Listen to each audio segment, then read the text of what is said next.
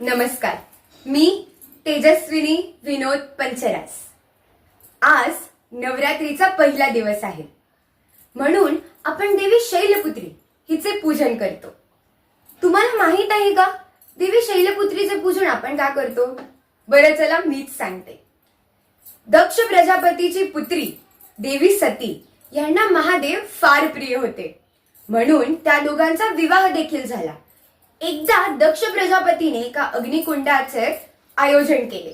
त्यात देवी सती देखील आल्या, पण त्या अग्निकुंडात महादेवांचा खूप अपमान झाला आणि पतीचा अपमान सहन न झाल्यामुळे देवीने त्याच अग्निकुंडात आपल्या प्राणांची आहुती दिली.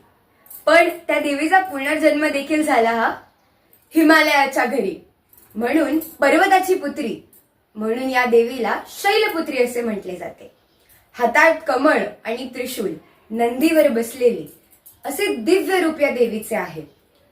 ही देवी मूलाधार चक्राचे प्रतिनिधित्व करते, म्हणून हिच्या भक्तांना आरोग्य आणि बुद्धीचे प्राप्तता होते. धन्यवाद.